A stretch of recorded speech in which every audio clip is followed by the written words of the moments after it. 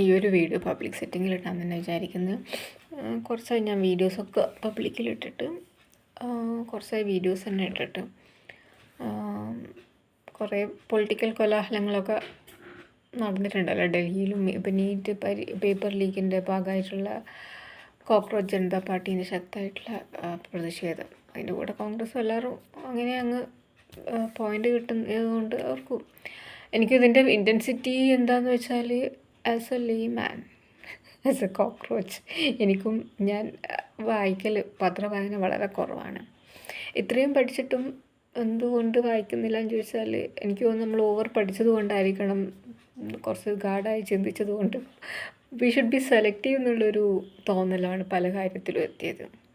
Paper വായിക്കുമ്പോഴും പുസ്തകങ്ങളൊക്കെ കണ്ടമാനം കുട്ടിക്കാലത്തൊക്കെ വായിച്ചതാണ്. ഇപ്പം പിന്നെ ഉണ്ട് പുസ്തകം ഇഷ്ടം പോലെ ഉണ്ട്, ഞാൻ വായിക്കാത്തൊരു പ്രശ്നമേ ഉള്ളൂ. പുസ്തകങ്ങളൊക്കെ നമ്മളൊന്ന്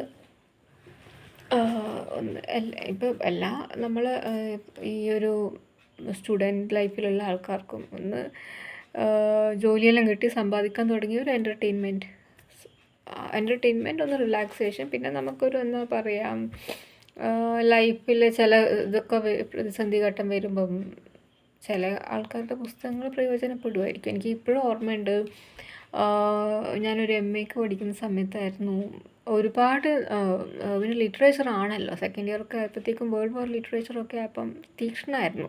അതുവരെ ഞാൻ ഇത്ര ഇൻറ്റൻസിറ്റിയിൽ പോലും ഞാൻ വായിക്കാറില്ല. ഞാൻ സിനിമ ടാക്കീസിൽ പോയാൽ പോലും ഈ അടിപിടി ഒക്കെ, കിലുക്കത്തിലെ സീനൊക്കെ ജഗതി സാറിന് 3 or 4 തവണ തല്ലുകൊള്ളു നിൽക്കുന്നുണ്ട്. അപ്പോൾ ഞാൻ ഈ കണ്ണടച്ചിരുന്ന് അങ്ങനെ ആ സീനൊക്കെ അങ്ങനെ കണ്ണടച്ചിരുന്ന് ശരിക്കും കണ്ടില്ല. ഇന്നൊക്കെയാണെങ്കിൽ അതിൻ്റെ രസം നമുക്ക് മനസ്സിലാവും.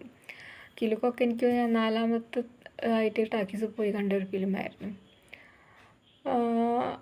അപ്പോൾ ഞാൻ പറഞ്ഞുകൊണ്ടിരുന്ന പോയിൻ്റ് ഇപ്പോഴും മിസ്സായി പോകുന്നുണ്ട്. വായന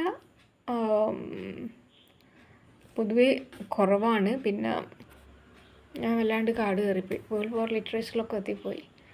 ആ സമയത്ത് ഗാന്ധിൻ്റെ ഒരു പുസ്തകം, ഞാൻ ഇവിടെ ലൈബ്രറിയിൽ നിന്നായിട്ട് എടുത്തതായിരുന്നു. മുഴുവനായിട്ടൊന്നും വായിക്കില്ല, ഒരു സ്കിപ്പിംഗ് ആണ് ചിലതൊക്കെ.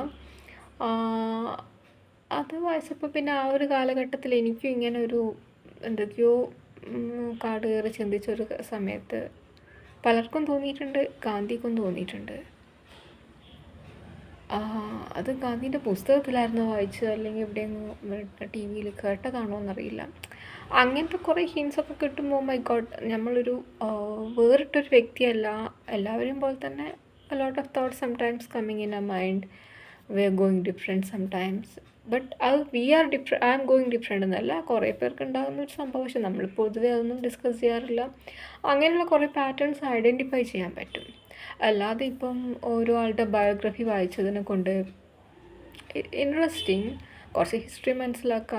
പക്ഷെ എന്താ വെച്ചാൽ നമ്മുടെ ഒരു 20th century ഹിസ്റ്ററിയും 21st century ഹിസ്റ്ററിയും, even 19th century industrial revolution വന്നപ്പം തന്നെ ഒരു വലിയ മാറ്റം വരാൻ തുടങ്ങിയിട്ടുണ്ട്. അതിന് മുന്നേ ആൾക്കാർ എങ്ങനെ ജീവിച്ചെന്നറിയില്ല. But at the same time നമ്മൾ ഈ മാസീവ് സ്ട്രക്ചറൊക്കെ കാണുമ്പം, അതും ഈ വലിയ വലിയ ഗോപുരങ്ങൾ അങ്ങേ അറ്റം വരെ കൊത്തുപണിയൊക്കെ കാണുമ്പം, ആ കാലഘട്ടത്തിലെ ആൾക്കാർ എങ്ങനെ ആ പെർഫെക്ഷനിൽ സാധിച്ചെടുത്തു. ഈവൻ അങ്ങേ അറ്റം വരെ ആ ഒരു കൊത്തുപണിയിൽ അവർ വളരെ എന്താ പറയുക, ഡിസിപ്ലിൻഡ് ആയിരിക്കും. അന്നേരം എന്തായിരുന്നു ടൂൾ യൂസ് ചെയ്തത്? നമുക്കിപ്പോൾ ഇൻഡസ്ട്രിയൽ റെവല്യൂഷൻ ഓൺവേർഡ്സിലെ ടൂൾസാണ് നമുക്കറിയില്ല. റെയിൽവേയും പിന്നെ 20th century എയറോപ്ലെയിനൊക്കെ വന്ന് നമ്മളങ്ങ് ബഹിരാകാശത്തും അതിൻ്റെ അപ്പുറമൊക്കെ പോയി. പക്ഷെ നമ്മുടെ ഒരു എന്താ പറയുക, പഴയ കാലഘട്ടത്തിലൊക്കെ ഈ ആകാശത്തിലേക്കൂടെ സഞ്ചരിച്ച അതിപ്പോൾ ഗ്രീക്ക് പുരാണത്തിലൊക്കെ ഉണ്ട്. നമ്മളൊരു അതിനൊക്കെ ഹിസ്റ്ററിനേക്കാൾ കൂടുതൽ എനിക്ക് തോന്നുന്നു ആർക്കിയോളജിക്കൽ വിഭാഗത്തിന് എന്തെങ്കിലും പറയാൻ പറ്റുള്ളൂ. അപ്പോൾ ഇങ്ങനത്തെ ഒരുപാട് വായനയൊക്കെ ആവശ്യമാണ്. നമ്മൾ ലൈഫിൽ ചില ഘട്ടം എത്തുമ്പം എന്താ പറയുക, മേ ബി ടു സാറ്റിസ്ഫൈ അവർ ഒരു തോട്ട്സ്. പിന്നെ എവിടെയെങ്കിലും സംവാദത്തിന് പോകുമ്പം, ഇപ്പോൾ യൂട്യൂബിൽ റീൽസൊക്കെ ഉണ്ടാക്കുന്ന ആൾക്കാർ അല്ലെങ്കിൽ വീഡിയോസ് ഉണ്ടാക്കുന്ന ആൾക്കാർക്കൊക്കെ നല്ലതാണ്. ഞാനങ്ങനെ ഒരു എന്താ പറയുക, യൂട്യൂബിൽ അത്ര സജീവം ഇപ്പം ഇങ്ങനത്തെ വീഡിയോസ് ഇടാമെന്നല്ലാതെ. അതുകൊണ്ട് ഞാൻ പിന്നെ വായന പൊതുവേ എനിക്ക് തോന്നി, ബിക്കോസ് നമ്മൾ ഈ ഒരാൾക്ക് അത് വായിക്കാൻ നമ്മളെ വീട്ടിലെ പണിയെടുക്കുക, എവറിത്തിങ് ഈസ് ടേക്കിംഗ് ടൈം. ആ ടൈം, ആ ഒരു സ്പേസ്, ടൈമിനുള്ള ഒരു വാല്യൂ, അത് തന്നെയാണ് സംതിങ് നമ്മൾ ഞാൻ ഈ ടു ഫാസ്റ്റ് കൾച്ചറിനോട് എനിക്ക് യാതൊരു താല്പര്യമില്ല. ഞാൻ സ്ലോ ആയിട്ടുള്ളൊരു വ്യക്തി. എനിക്ക് തോന്നുന്നു എൻ്റെ മദറിനേക്കാളും സ്ലോ ആയിട്ടുള്ളൊരു വ്യക്തി. അതുകൊണ്ടാണ് ചില കാര്യങ്ങളിൽ I didn't feel like I succeeded at some point, അല്ലെങ്കിൽ at some point I have taken too much of time, അല്ലെങ്കിൽ maybe it's a quite common pattern.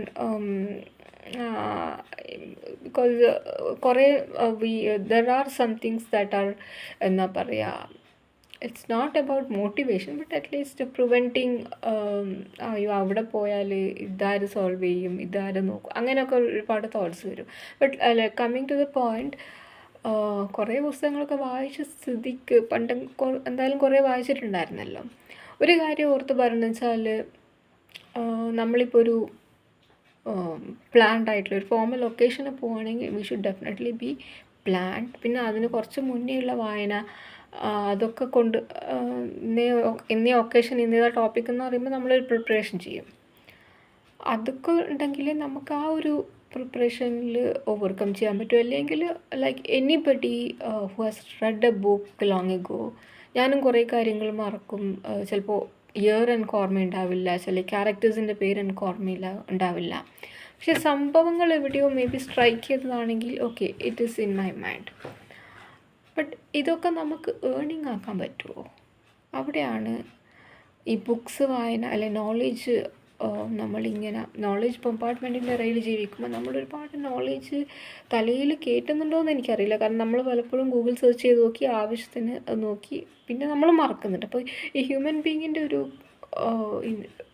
യുണീക്നെസ്സും അതാണ്.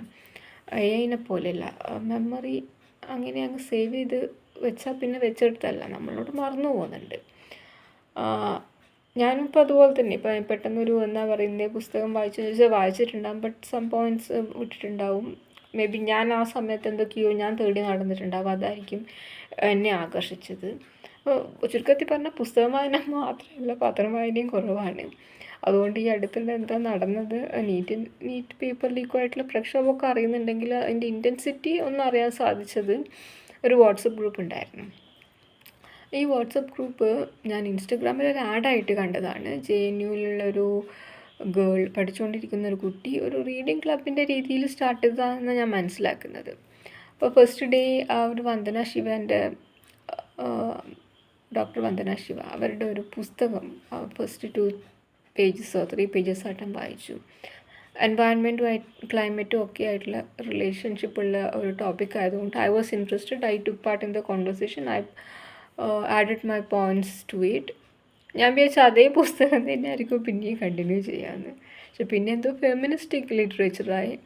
Actually I'm not interested in feministic literature. ഞാൻ already ഞാൻ പണ്ട് പറയുന്ന പോലെ ഈക്വലായിട്ട് കാണുന്ന വ്യക്തിയാണ്. അല്ലാതെ ഒരു തത്വശാസ്ത്രം വന്ന് നമ്മളെ പൊന്തിക്കേണ്ട ഒരു വ്യക്തിയാണെന്ന് ഞാൻ കൺസിഡർ ചെയ്യുന്നില്ല. ഞാൻ ഈക്വലായിട്ട് തന്നെയാണ് കാണുന്നത്. അതുകൊണ്ട് ഫെമിനിസം എന്നുള്ളൊരു സിദ്ധാന്തം എനിക്കറിയില്ല. There are different aspects to it, but I'm not a strong believer of feminism. ഫെമിനിസത്തിലെന്ന് പറഞ്ഞാൽ നമ്മൾ എവിടെയോ താണ് കിടക്കുന്നത് കൊണ്ട് സ്ത്രീനെ പൊന്തിക്കേണ്ട ആവശ്യമുണ്ട് എന്നുള്ളൊരു തോന്നലാണല്ലോ കൊടുക്കുന്നത്. ഞാൻ ഓൾറെഡി ഇക്വിറ്റിയിൽ വിശ്വസിക്കുന്നുണ്ട്. പിന്നെ ലേഡീസും ഞാൻ പറഞ്ഞ പോലെ പല ടൈപ്പ് ആയിട്ടുള്ള ലേഡീസാണ്. ഇതിപ്പം ചില സ്ഥലങ്ങളിലൊക്കെ എന്ന് പറഞ്ഞാൽ നമ്മളൊരു ഹായ് ബൈ പറഞ്ഞ് നെക്സ്റ്റ് അതിന് തിരിച്ചൊന്ന് റിപ്ലൈ ഇട്ട് അടുത്ത കോൺവെർസേഷൻ എത്തുമ്പോഴേക്കും ഓക്കെ അവർ സെലിബ്രിറ്റിയായി, പിന്നെ ഒന്നുമില്ല. ഇതൊക്കെ എന്ന് പറഞ്ഞാൽ ഇപ്പോൾ വേൾഡ് പൾസ് പ്ലാറ്റ്ഫോമിൽ തന്നെയും bond of sisterhood, bye, hi എന്നെല്ലാം പറഞ്ഞിട്ടുള്ള ഇതെല്ലാം ഉണ്ടെങ്കിലും പിന്നെ എന്തൊക്കെയോ കാണാം. പക്ഷേ ഇവർ ഒരു കോൺവെർസേഷൻ കഴിഞ്ഞ് സെക്കൻഡ് കോൺവെർസേഷൻ അവർ സ്റ്റോപ്പാകുന്നവർ എങ്ങനെ ഈ സിസ്റ്റർഹുഡൊക്കെ ഉണ്ടാക്കുന്നതെന്ന് എനിക്കും അറിയില്ല. ഞാനും അതുപോലെ തന്നെ, ഞാൻ അങ്ങനെ ടൂ മച്ചായിട്ട് സംസാരിക്കില്ല, ബട്ട് അറ്റ്ലീസ്റ്റ് അധികവും ടൂ മച്ചായിട്ട് സംസാരിക്കാത്തപ്പോൾ നമ്മളുമായിട്ട് അടുത്തിടപെടുന്ന ആൾക്കാർ ഓക്കെ ചില കാരണങ്ങൾ കൊണ്ട് I maintain some kind of privacy. But ഇതൊക്കെ എന്ന് പറഞ്ഞാൽ നമ്മൾ ഏതൊക്കെയോ ടോപ്പിക്സിനെ പറ്റിയിട്ടാണ് നമ്മൾ സംസാരിക്കുന്നത്. അപ്പോൾ ജസ്റ്റ് ഒരു സെക്കൻഡ് കോൺവെർസേഷൻ എത്തുമ്പോഴത്തേക്കും റിപ്ലൈ എന്ന് പറഞ്ഞാൽ ഞാനൊക്കെ ഇവിടെ നമ്മളൊരു നാട്ടിൻപുറത്തിൻ്റെ ഒരു കൾച്ചറിൽ ഉള്ളത് കൊണ്ട് ഒക്കെ ഞാൻ വിചാരിക്കും ഓക്കെ ഒരു സെക്കൻഡ് കോൺവെർസേഷൻ കൂടെ ഒന്നാവും. കാരണം ചിലപ്പോൾ അവരുടെ സ്റ്റാറ്റസ് കണ്ടിട്ടായിരിക്കും ഞാൻ ഒന്ന് അപ്രിഷ്യേറ്റ് ചെയ്തത്. അതിനൊന്നും ഓക്കെ. എംപവേർഡ് ലേഡീസ് ചിലപ്പോഴൊക്കെ എംപവർമെൻറ്റിൻ്റെ ഒരു അതിതീവ്രത കാണിക്കുന്നതുകൊണ്ട് ഞാനങ്ങനെ ഒരു പറയാം ഓക്കെ. ഞാൻ നേരത്തെ പറഞ്ഞ പോലെ ഒരു balance, equality, I believe in that. പത്രവായനയും കുറവാണ്. ഓക്കെ. അതുകൊണ്ട് ഞാൻ പിന്നെ അതിന് ശേഷമുള്ള റീഡിങ് ഓൺലൈൻ ആയിട്ടുള്ള സെഷൻസ് ഞാൻ അതിന് പങ്കെടുത്തിട്ടില്ല. പിന്നീടാണ് എപ്പോഴും ഈ നീറ്റ് പേപ്പർ ലീക്കുമായിട്ടുള്ള പ്രക്ഷോഭങ്ങളൊക്കെ വന്നപ്പം എങ്ങനെയും ഈ കോക്രോച്ച് ജനതാ പാർട്ടീനെ അനുകൂലിക്കുന്ന ഒരു ചായ്വാണ് അതിൻ്റെ വാട്സപ്പ് ഗ്രൂപ്പിൻ്റെ അഡ്മിനൊക്കെ കണ്ടത്. ഒരുപാട് അവർ പോസ്റ്റ് ചെയ്യും ഇംഗ്ലീഷിലും ഹിന്ദിയിലും. എനിക്കെന്തുകൊണ്ടോ പലപ്പോഴും അത് വായിക്കാൻ പറ്റിയില്ല. മേ ബി ഞാൻ എൻ്റെ ആന്ധ്രാപ്രദേശ് ട്രിപ്പിൻ്റെ ഒക്കെ എത്തുമ്പോൾ ഞാൻ അതിൽ മാത്രമാണല്ലോ ഈ മുഴുകുന്നത്. അപ്പോൾ ഇതിലത്തെ കോൺവെർസേഷൻ ശ്രദ്ധിക്കില്ല. ഇപ്പോഴും ഞാൻ അങ്ങനെ തന്നെയാണ്. കോൺവെർസേഷൻ ശ്രദ്ധിക്കില്ല എന്ന് മാത്രമല്ല, ഞാൻ പലപ്പോഴും ചില വാട്സപ്പ് ഗ്രൂപ്പിൽ ഓവർ കോൺവെർസേഷൻ വരുമ്പോൾ ഞാൻ ഡിലീറ്റും ചെയ്യും. സ്റ്റോറേജിൻ്റെ ഒരു ഇഷ്യൂ ആയിരുന്നു. ഇന്ന് ഞാൻ എന്തുകൊണ്ടോ ആ ഗ്രൂപ്പിൽ തന്നെ ഞാൻ ഒരുപാട് അവർ പോളൊക്കെ ഇടും. ചില കൂട്ടർ റെസ്പോണ്ട് ചെയ്യും. അതിൽ തന്നെ 2 കൂട്ടരും എനിക്ക് തോന്നുന്നു എവിടുന്നോ BJP അനുകൂലികളൊക്കെ ഉണ്ട്. വാട്ട് എവർ ഇറ്റ് ഈസ്, ഇന്ന് ഞാൻ വിചാരിച്ചു അവരെന്തോ ഒരു ഗൂഗിൾ ഫോം ഇട്ടിട്ടുണ്ടായിരുന്നു. ഞാൻ ആക്ച്വലി നീറ്റ് പരീക്ഷ ഞാൻ എഴുതിയിട്ടില്ല. ഞാൻ +2 കഴിഞ്ഞപ്പം ഇവിടെ പിന്നെ അതിനുള്ളൊരു കോൺഫിഡൻസ് തരുന്ന അച്ഛനും അമ്മയൊന്നുമല്ല. ആര് പരീക്ഷയ്ക്ക് കൊണ്ടുപോകും. അന്നൊന്നും ഇവിടെ തലശ്ശേരി ഒന്നും എൻജിനീയറിങ് കോളേജ് തന്നെ ഇല്ല. കണ്ണൂരുണ്ടായിരുന്നു തോന്നുന്നു. ദൂരെയെല്ലാം കിട്ടിയാൽ ശരിക്കും പറഞ്ഞാൽ ചിന്തിച്ചിട്ടില്ല എൻജിനീയറിങ്ങും മെഡിസിനും. അതുകൊണ്ട് നീറ്റ് പരീക്ഷേൻ്റെ സംഘർഷമൊന്നും ഞാൻ അറിഞ്ഞിട്ടില്ല. പിന്നെ എഴുതിയ ആൾക്കാരുണ്ടോ എന്ന് ചോദിച്ചാൽ ഐ ഹാവ് നോ ഐഡിയ. നമ്മളെ ബാച്ചിൽ എഴുതിയത് അന്നൊന്നും ഇത്ര ഒരു ട്രെൻഡ് ഉണ്ടോ എന്ന് ചോദിച്ചിട്ടുണ്ടോ. പക്ഷെ തൃശ്ശൂരൊക്കെ പോയി പഠിച്ച ആൾക്കാർക്കൊക്കെ കിട്ടുന്നുണ്ടായുള്ളൂ മെഡിസിനൊക്കെ. എൻ്റെ ഹയർ സെക്കൻഡറി ബാച്ചിലുണ്ടായില്ല എന്ന് തോന്നുന്നു. പക്ഷേ 10th പഠിച്ച ആൾക്കാരൊക്കെ അങ്ങനെ പോയി ക്വാളിഫൈഡ് ആയതുണ്ടെന്ന് തന്നെയാണ് മനസ്സിലാക്കുന്നത്. ഞാനാണെങ്കിൽ ഇതൊന്നും എഴുതാത്തത് കൊണ്ട് ഞാൻ ടീച്ചറായിരിക്കുന്ന സമയത്ത് 2010 അന്ന് ഞാൻ വർക്ക് ചെയ്യുന്ന സ്ഥലത്ത് എല്ലാവരും ഒരു ഡബിൾ PGയിലോട്ട് പോകുന്ന ഒരു ടെൻഡൻസി കാണിച്ചപ്പോൾ ഞാനും വിചാരിച്ചു ഞാനും ഒരു സെക്കൻഡ് PG എടുക്കും. ഡിസ്റ്റൻ്റായിട്ടായിരുന്നു അവരെല്ലാവരും ചെയ്യുന്നുണ്ടത്. അപ്പോൾ 3 PG എടുത്ത ആളും ഉണ്ടായിരുന്നു. ഞാനപ്പോൾ MBA എടുക്കാമെന്ന് വിചാരിച്ചു. കാരണം ഞാൻ സംസാരിച്ചുകൊണ്ടിരുന്ന ഒരു ലേഡി MCOM ആണ്, കൂടാണ്ട് MBA ഡിസ്റ്റൻ്റായിട്ട് എടുക്കുന്നത് പറഞ്ഞപ്പോൾ ഞാൻ വിചാരിച്ചു അവരുണ്ടാവുമല്ലോ ഹെൽപ്പിന്. അങ്ങനെ MBA ഡിസ്റ്റൻ്റായിട്ട് എടുക്കാമെന്ന് വിചാരിച്ച വ്യക്തിയാണ്. പിന്നെ എങ്ങനെയോ എനിക്ക് തോന്നുന്നു പുതിയ കാലഘട്ടമായിട്ട് അഡാപ്റ്റ് ചെയ്യേണ്ട ഒരു ആവശ്യമൊക്കെ വന്നതുകൊണ്ടും പിന്നെ ഇതായിരുന്നു. ഞാൻ ഈ നീറ്റ് പരീക്ഷയ്ക്കകത്ത് കോമ്പറ്റേറ്റീവ് എക്സാംസ് ഒന്നും എഴുതാത്തതുകൊണ്ട് ഞാൻ വിചാരിച്ചു MBA എക്സാം അതും ഇതായിരുന്നു, എൻട്രൻസ് എക്സാം ഉണ്ടായിരുന്നു, അത് എഴുതാമെന്ന് വിചാരിച്ചു. അതപ്പോൾ ആരോ പറഞ്ഞു അതിൻ്റെയൊക്കെ ടൈം കഴിഞ്ഞു. പിന്നെ ഞാൻ കണ്ണൂർ യൂണിവേഴ്സിറ്റി പോയി അന്വേഷിക്കുമ്പോൾ കണ്ണൂർ യൂണിവേഴ്സിറ്റീൻ്റെ എൻട്രൻസ് ടെസ്റ്റ് നടക്കാനിരിക്കുന്നതേ ഉള്ളൂ. ഞാൻ അന്വേഷിച്ചത് ഒരു മെയ് മാസത്തിലായിരുന്നു. മെയ് 2011 ആയിരിക്കും. അപ്പോൾ പിന്നെ അപേക്ഷിച്ചു. പിന്നെ അന്ന് ഇൻ്റർവ്യൂ ഒക്കെ കഴിഞ്ഞപ്പോൾ കിട്ടുമെന്ന് തന്നെ വിചാരിച്ചില്ല. ബിക്കോസ് ഞാൻ ആ ഇൻ്റർവ്യൂ റൂമിൽ കയറുമ്പോഴാണ് ആ ക്വസ്റ്റ്യൻ പാറ്റേൺ പോലും മനസ്സിലാക്കുന്നത് ഇന്നതായിരിക്കുമെന്ന്. വെസ്റ്റേൺ ഫോർമോസ്റ്റ് അത് നമ്മളോടുള്ള ഈ ജനറൽ നോളേജ് ഒന്നുമില്ല. അവരൊരു നമ്മളെ സ്ട്രെങ്ത് ആൻഡ് വീക്ക്നെസ്സസ് നമ്മളോട് ചോദിക്കുമ്പോൾ പെട്ടെന്നായിരുന്നു ഞാനിങ്ങനെ തപ്പിയെടുത്തത്. പിന്നെ ഞാൻ MA ഓൾറെഡി എടുത്തു, PGDC അന്ന് ചെയ്തുകൊണ്ടിരിക്കുന്നുണ്ടായിരുന്നു. അതൊക്കെ കൊണ്ടുവന്ന് അറിയില്ല, സാറിന് തോന്നിയിട്ടുണ്ടാവും എനിക്ക് ഐ ക്യാൻ മാനേജ് MBA. അങ്ങനെ അവിടെ അഡ്മിഷനിൽ റാങ്ക് 1 ആയിരുന്നു. റാങ്ക് 1 ആയതുകൊണ്ട് തന്നെ ആയിരുന്നു പിന്നെ ഞാനൊരു ഡൗട്ടില്ലാണ്ട് അന്നേരം ഏകദേശം ഒരു പെർമനൻറ്റ് പോലത്തെ ഒരു CBSE സ്കൂളിൽ ഞാൻ വർക്ക് ചെയ്യായിരുന്നു. നല്ല സാലറി ആയിരുന്നു അന്ന് ഒരു 8,000 ഒക്കെ കിട്ടുന്നുണ്ടായിരുന്നു. 2011 8,000 ഒക്കെ കിട്ടുമെന്ന് പറഞ്ഞാൽ വലിയ എമൗണ്ട്. ഇന്നിപ്പോൾ ആ ടീച്ചേഴ്സ് നല്ലൊരു സാലറി വാങ്ങിക്കുന്നുണ്ടാവും. അപ്പോൾ ഇവിടെ ശരിക്കും കൺഫ്യൂഷനായിരുന്നു. പിന്നെ ഫസ്റ്റ് റാങ്ക് ആയതുകൊണ്ട് ഞാൻ വിചാരിച്ചു okay this is my chance. ആ സ്കൂളിലേക്ക് പിന്നെയും പോവാം, അവിടെ BBA ഒക്കെ ഉണ്ട്. പക്ഷേ MBA പിന്നെ അതുപോലെ എനിക്ക് ഏറ്റവും അടുത്താണ് എനിക്ക് കിട്ടിയ സ്ഥാപനം. അങ്ങനെ വിചാരിക്കാണ്ട് എഴുതിയൊരു എൻട്രൻസ് എക്സാം ആയിരുന്നു.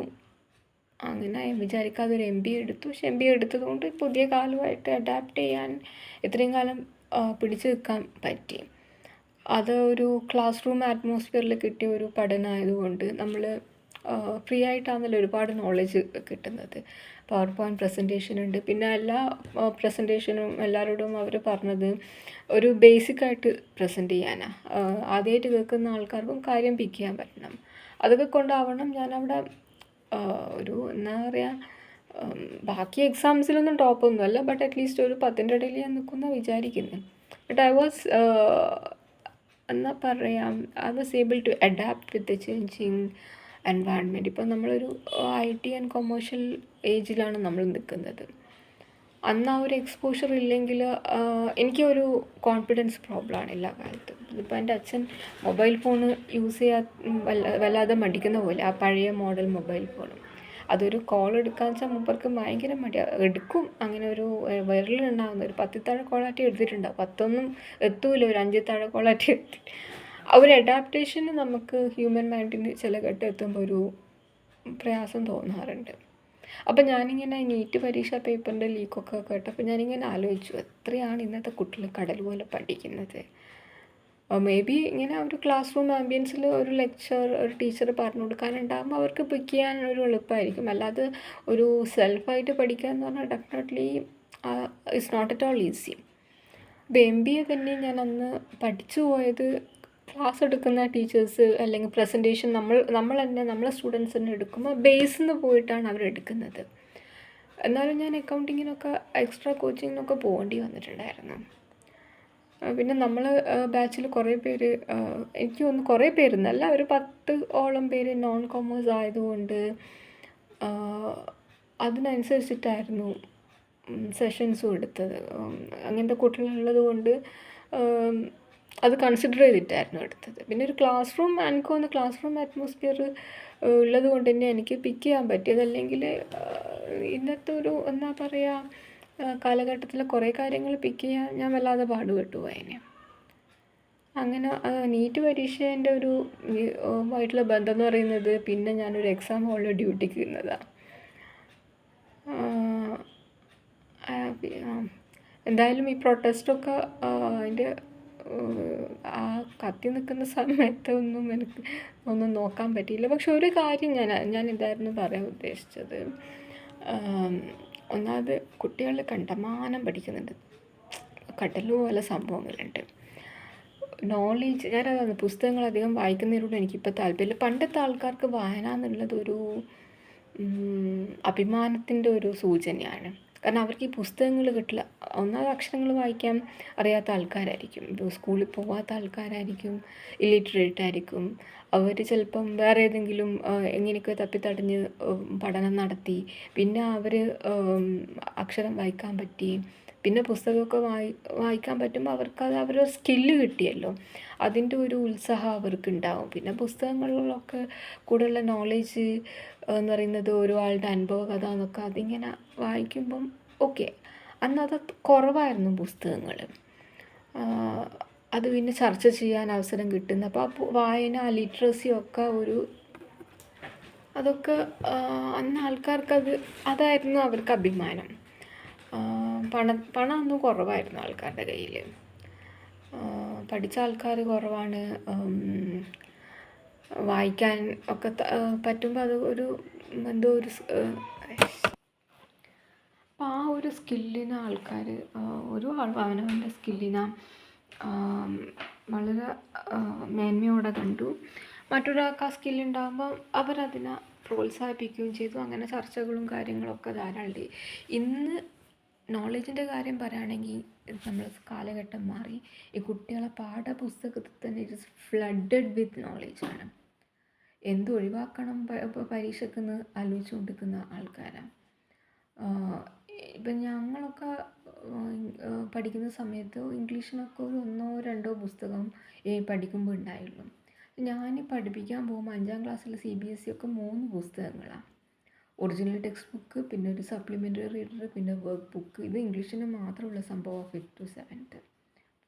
ഒരുപാട് നോളേജ് ഇങ്ങനെ കുട്ടികളുടെ തലയിൽ കയറ്റുമ്പം എക്സ്ട്രാ ഒരു പുസ്തകം വായിക്കേണ്ട ഒരു ആവശ്യം വരുന്നില്ല. എല്ലാം കണ്ടൻസ്ഡ് ആയിട്ട് സ്കൂൾ ടെക്സ്റ്റ് ബുക്കിലും, അതായത് ഹൈസ്കൂൾ വരെ ജനറൽ സ്റ്റഡീസും, ഹയർ സെക്കൻഡറിയിൽ നമ്മൾ നമ്മുടെ ഒരു ഓപ്ഷനിൽ തിരഞ്ഞെടുക്കുന്നുണ്ട്.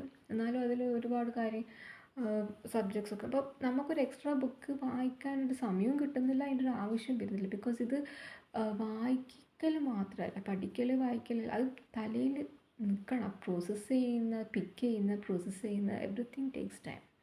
ഒറ്റ വായനയിൽ ചില കുട്ടികൾക്ക് എനിക്ക് വായനയിൽ മനസ്സിലാക്കിയെടുക്കാൻ കുറച്ച് പ്രയാസമാണ്. പിന്നെ നമ്മൾ ക്ലാസ് റൂമിലിരുന്ന് കേൾക്കുകയാണെങ്കിൽ ഡെഫിനറ്റ്ലി കുറച്ചും കൂടെ പിക്ക്. അത് ഓരോ ആളുടെ ഒരു ആറ്റിറ്റ്യൂഡ് ടു നോളേജ് പിക്കിംഗ് ആണ്. അപ്പോൾ ഇപ്പം ഞാൻ ഇങ്ങനെ ആലോചിക്കും, ഈ നീറ്റ് കോച്ചിങ് സെൻറ്ററിലെല്ലാം ഇങ്ങനെ സ്ട്രിക്റ്റ് കോച്ചിങ്ങിൽ ഈ ഒരു വർഷമൊക്കെ പോയിരുന്ന്, എനിക്കിപ്പോഴും അതിൻ്റെ കുറേ കോച്ചിങ് സെൻറ്റേഴ്സ് ഉണ്ട്. I have no idea. കുട്ടികൾ ഒരു ഭാഗത്ത് പഠിക്കുന്നു, പാരൻസ് ഒരുപാട് പൈസ ഒരു ഭാഗത്ത് ചിലവാക്കുന്നു. അപ്പം ഒരു പരീക്ഷാ പേപ്പറിൻ്റെ ലീക്ക് എന്നൊക്കെ പറയുന്നത് സീരിയസ് ആയിട്ട് എടുക്കേണ്ട ആവശ്യമുണ്ട്. കാരണം ഇത് ഈ ഒരു നീറ്റിൻ്റെ മാത്രം ലീക്കല്ല, ഞാൻ അതിനെ വേറൊരു തലത്തിലും കൂടെ ഒന്ന് ലിങ്ക് ചെയ്യാൻ ഞാൻ ഉദ്ദേശിക്കുന്നത്. ഞാനിപ്പോൾ ഒരു ക്യാൻഡിൽ റോ മെറ്റീരിയൽസ് ഇതിപ്പോൾ ഇപ്പോഴും 3 കൊറിയർ പെൻഡിങ് ഉണ്ട്. അറിയാത്ത കുറേ കമ്പനീസിന് നമ്മളിപ്പോൾ ഓൺലൈനായിട്ട് പർച്ചേസ് ചെയ്യുന്നുണ്ട്. ചിലത് ഇൻസ്റ്റഗ്രാമിൽ കണ്ടിട്ട് അങ്ങനെ വാട്സപ്പ് നമ്പറിൽ ഓർഡർ കൊടുക്കുന്നുണ്ട്. ഇതൊക്കെ കണ്ണടച്ച് കൊടുക്കൽ തന്നെയാണ്. ഞാനിപ്പോൾ അച്ഛനും അമ്മയും ഉണ്ടെങ്കിൽ ഞാൻ അവർ സമ്മതിക്കില്ല. ഇതിപ്പോൾ എൻ്റെ ഒരു ഇൻഡിപെൻഡൻറ്റ് ഫിനാൻഷ്യൽ എന്നാ പറയുക ഡീലിംഗ് ആയതുകൊണ്ടും, പിന്നെ എനിക്കത് ക്യാൻഡിലിൻ്റെ ബിസിനസ് എനിക്ക് ലോഞ്ച് ചെയ്യണം. സോയ വാക്സ് ക്യാൻഡിലിൻ്റെ ബിസിനസ് ലോഞ്ച് ചെയ്യണം എന്നുള്ളത് കൊണ്ട് റോ മെറ്റീരിയൽസ് വരുത്തിക്കാതിരിക്കാൻ പറ്റില്ല. ബിസിനസ് നമുക്കൊരു ഇനീഷ്യൽ ഇൻവെസ്റ്റ്മെൻറ്റ് വേണം. മറ്റേ എൻ്റെ ടോക്ടോണിക് തുടങ്ങിയ പോലെ ഇത് തുടങ്ങാൻ പറ്റില്ല. അപ്പം but at the same time അതിലൊന്ന് ഞാൻ ശ്രദ്ധിച്ച കാര്യം ഓണസ്റ്റി. അതിപ്പോൾ കുറച്ച് വൈകുന്നുണ്ട് അവർ ഷോപ്പ് ചെയ്ത് ഇതയക്കുന്നതിന്. എനിക്കാണെങ്കിൽ ഇതിപ്പോൾ കുറേ കൊറിയർ വരുന്നുണ്ട്, ചിലത് ഡിലേ ആയതൊന്നും എൻ്റെ ശ്രദ്ധയപ്പെടുന്നില്ല. But at the same time I know ആ ഒരു ഇതുണ്ട് അവിടെ. ഇതിൽ തന്നെ എനിക്കൊരു കാര്യം എടുത്ത് പറയേണ്ടത് വെച്ചാൽ, ഇത് ഞാൻ അധികം ഗൂഗിൾ പേ ആയിട്ടായിരുന്നു ചെയ്യുന്നുണ്ടായത്. അത് ഞാനിപ്പോൾ യൂസ് ചെയ്യുന്ന മൊബൈലിലുള്ള GPay, അത് സ്റ്റേറ്റ് ബാങ്കിൻ്റെത്, അതിലധികം കുറവേ പൈസ ഉണ്ടാവും. അധികം HDFCന്ന് കുറച്ച് ഫണ്ട് ഇങ്ങോട്ടാക്കും. അപ്പോൾ ഞാനിങ്ങനെ ഒരു കണക്ക് വെച്ചിട്ട് ഇത്ര മതി ബട്ട് സ്റ്റിൽ ചിലത് കാണുമ്പോൾ ഞാൻ വിചാരിക്കും ഇപ്പം അല്ലാതെ ഞാൻ പിന്നെ റോ മെറ്റീരിയൽസ് അങ്ങനെയല്ല, ചിലതിപ്പം മോൾഡൊക്കെ ഇപ്പം തന്നെ വാങ്ങിക്കുന്നതായിരിക്കും നല്ലത്. ഇപ്പോൾ താമരേൻ്റെ ഒക്കെ അറ്റാച്ച് ചെയ്യുന്നുണ്ടെങ്കിൽ അതിൻ്റെ എന്തായാലും ഇലയും കൂടെ വെക്കണം. അപ്പോൾ അതും തപ്പിപ്പിടിച്ച് പിന്നെ ആമസോൺ പ്രത്യേകിച്ച് ബാംഗ്ലൂരിൽ നിന്നൊക്കെയുള്ള വെൻഡേഴ്സ് ആണെങ്കിൽ ഞാനിപ്പോൾ ഇന്ന് രാവിലെ ഞാനത് ബുക്ക് ചെയ്തിട്ടുണ്ട്, പിറ്റേന്ന് തന്നെ എത്തിയിട്ടുണ്ടാവും. ചിലതിപ്പോൾ ഡൽഹിയിലൊക്കെ ഓർഡർ ചെയ്തത് അത് പിന്നെ അങ്ങ് ഹരിയാനൊക്കെ പോയിട്ടൊക്കെയാണ് തിരിച്ചെത്തുന്നത്. അപ്പോൾ ചിലത് ആമസോണിലും ടൈം എടുക്കുന്നുണ്ട്, പക്ഷെ അത് പിന്നെ എന്താ പറയുക ഡോർ ഡെലിവറി ആണ്. ബാക്കിയൊക്കെ എന്ന് പറഞ്ഞാൽ എനിക്ക് ഇപ്പോഴും ഓർമ്മയുണ്ട്. ഒന്ന് പെട്ടെന്ന് കാണാൻ എൻ്റെ മൊബൈലിൽ ഞാനിങ്ങനെ എൻ്റെ ഡെബിറ്റ് കാർഡ് അവസാനം ഇങ്ങനെ ഫോണിൽ നിന്ന് എപ്പോഴും മറ്റേ ഫോണിൽ നിന്ന് ഇപ്പോഴത്തേക്ക് എപ്പോൾ ഇങ്ങനെ ഗൂഗിൾ പേ ചെയ്തിട്ട് എന്താണെന്ന് വെച്ചിട്ട് ഞാൻ ഡെബിറ്റ് കാർഡൊക്കെ യൂസ് ചെയ്ത് അപ്പോൾ ഡെബിറ്റ് കാർഡ് യൂസ് ചെയ്യുമ്പോൾ അതിൻ്റെ ഒരു ഗൂഗിൾ പേ നമുക്ക് പെട്ടെന്ന് ചെക്ക് ചെയ്യാനുള്ള ട്രാൻസാക്ഷൻ ചെക്ക് ചെയ്യാനുള്ള ഓപ്ഷൻ ഉണ്ട്. ഡെബിറ്റ് കാർഡ് എനിക്കിതിൽ ആപ്പില്ലാത്തത് കൊണ്ട് ബാങ്കിൻ്റെ അക്കൗണ്ടിൽ സൈൻ ചെയ്യണം. അപ്പോൾ അങ്ങനെ മറന്നു പോയതുണ്ടായിരുന്നു. പിന്നെ ആ കമ്പനിക്കാർ എനിക്ക് ആ ഒരു ബോട്ടായിരുന്നേ, ഒരു വുഡൻ ബോട്ട്, അതിൻ്റെ പിക്ചറൊക്കെ അയച്ചു തരുമ്പോൾ ദൈവമേ ഞാനിത് ഓർഡർ കൊടുത്തിട്ടുണ്ടായിരുന്നല്ലോ, ഇത് അന്നേരം ഓർമ്മ. പക്ഷേ അത് എപ്പോഴും അവർ കമ്പനിക്കാർ മെഞ്ഞാന്നാണ് ആ ഒരു സംഭവം വീട്ടിലെത്തിയത്. ഫസ്റ്റ് കൊറിയർ എത്തി, ഇനി അവരെ സെക്കൻഡ് കൊറിയർ എത്താനുണ്ട്. പക്ഷെ എന്നാലും സംഭവം എത്തി, നമ്മളൊരു പൈസ എങ്ങും പോകുന്നില്ല.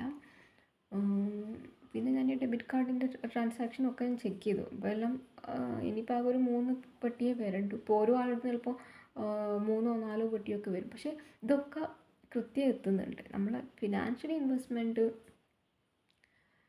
3 പെട്ടി ഒഴികെ 3 പെട്ടി വെച്ചാൽ അവർ വിട്ടു, അത് കാര്യം ശരിയാണ്. കാരണം എനിക്ക് ട്രാക്കിങ്ങിൽ കാണുന്നുണ്ട്. ഇനിയിപ്പോൾ കൊറിയറുകാരൻ വീട്ടിലെത്തിക്കുന്ന അതേ ഉള്ളൂ.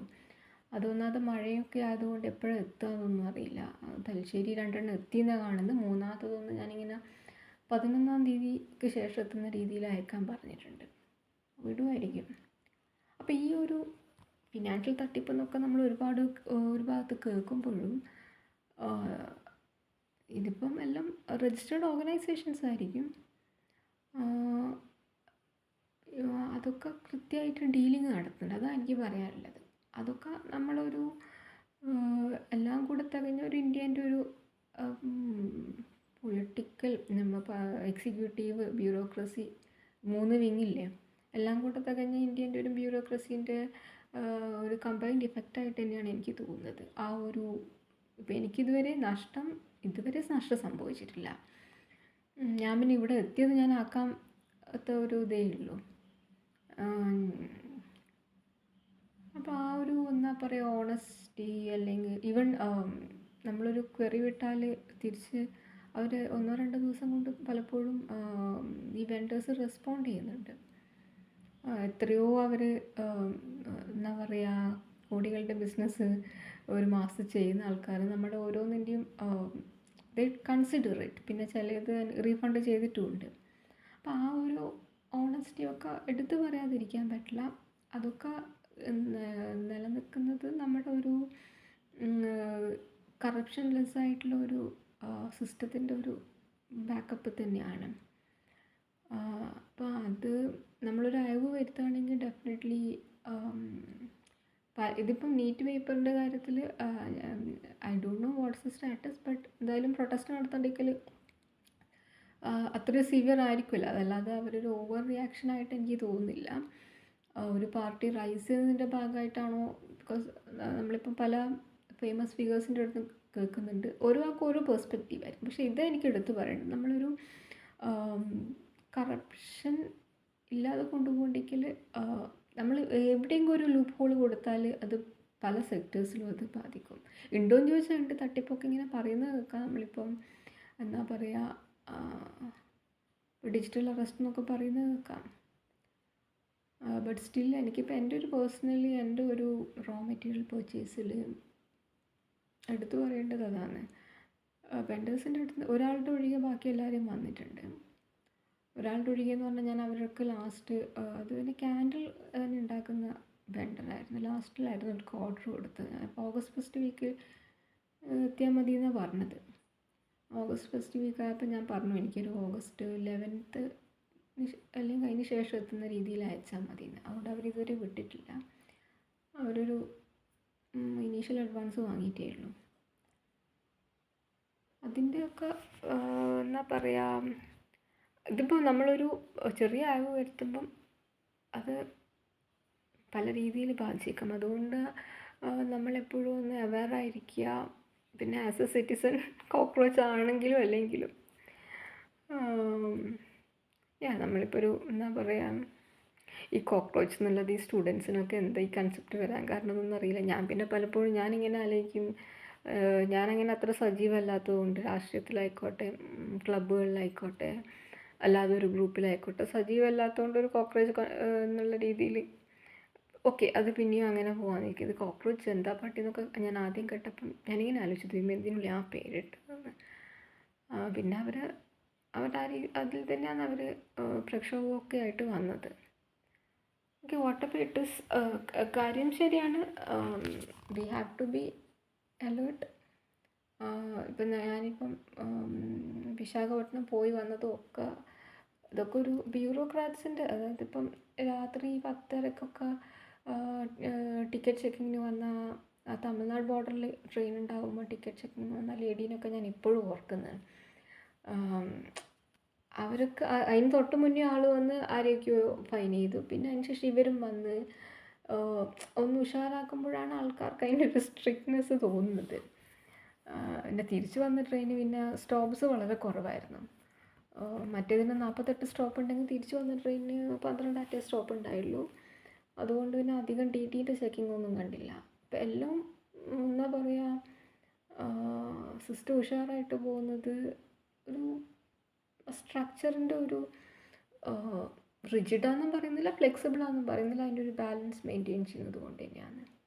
അതിനൊരു ലൂപ്പ് ഹോൾ അല്ലെങ്കിൽ ലീക്ക് വരുത്തുന്നത് പലതിനെയും ബാധിക്കും. അത് ഓക്കെ, ചില കൂട്ടർക്ക് ചില ആംഗിളിൽ നോക്കി ഇത് അവിടെ അങ്ങനെ കാണിച്ചു. അപ്പം നമുക്ക് ഈ ഒരു ഇവൻ ഇൻഡസ്ട്രി തന്നെ വ്യത്യാസമായിരിക്കും. കുറച്ച് ലിബറലായാലും ഒക്കെ ചിന്തിക്കുന്നുണ്ടാവും.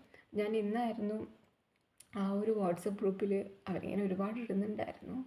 ഇന്നെന്തോ അവരൊരു ഗൂഗിൾ ഫോം ഉണ്ടായിരുന്നു. ഗൂഗിൾ ഫോം ഞാൻ സബ്മിറ്റൊന്നും ചെയ്തില്ല. പിന്നെ ഞാൻ വിചാരിച്ചു കുട്ടികളുടെയും പാരൻസിൻ്റെയും ഒക്കെ കുട്ടികളുടെ അധ്വാനം, പാരൻസിൻ്റെ ഫിനാൻഷ്യൽ ഇൻവെസ്റ്റ്മെൻറ്റുമാണ്. അപ്പം അതിനൊക്കെ ഒരു we are also a responsible middle age citizen. ഇപ്പം എന്തോ ലൈക്ക് അടിച്ചിട്ടുണ്ട്. അവരുടെ എന്താ പറയുക, അവരുടെ ആവശ്യങ്ങൾ ഒരു റെസ്പോൺസിബിൾ സിറ്റിസൺ എന്നുള്ള രീതിയിൽ ഞാനും അതിൻ്റെ പങ്കാളിയാവുക തന്നെയാണ് ചെയ്യുന്നത് ഇൻവെസ്റ്റിഗേഷൻ്റെ കാര്യത്തിലൊക്കെ.